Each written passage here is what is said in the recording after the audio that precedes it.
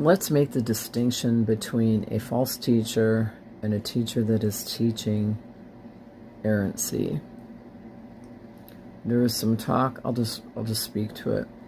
Philip Anthony Mitchell has preached quite a bit on the rapture. The rapture is not a foundational Bible teaching, and so people are saying he's a false teacher. He's not a false teacher, but this is a false doctrine. There's a second coming. There is no rapture. This is a false teaching, but he is not a false teacher. He's unaware. I used to believe in the rapture. We've been taught this I've been taught it my whole life, and I was born and raised in the church. So I've been taught that for over 50 years.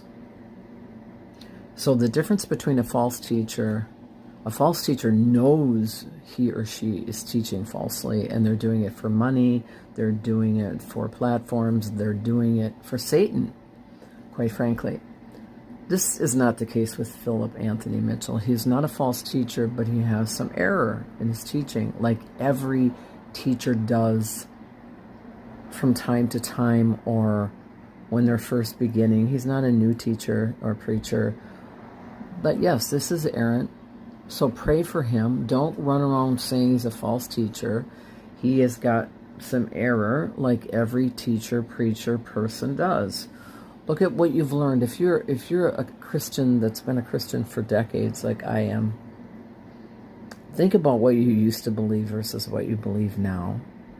What you used to think versus what you think now. Just even what you thought a month ago or a year ago. So be careful when you start propagating that someone is a false teacher, when in fact it's a false doctrine. There's a difference, and you need to make that clarification. Otherwise, you're just gossiping. And the other thing, what we know from the Bible, is we are to pray for people, whether false teachers or false doctrine. We are to pray for people that they get corrected. Like Bethel is a false teaching institution. It's literally an institution. It's a school, etc. Now, we know this to be true, and they've been told, and they've been warned, and they've been called out, and yet they continue to teach and walk in falsehood. Now, that's false teaching. But I still pray for Jen Johnson and the Johnsons that they come out of that.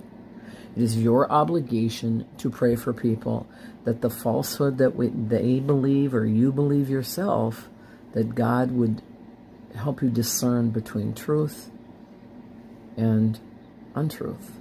So pray for them.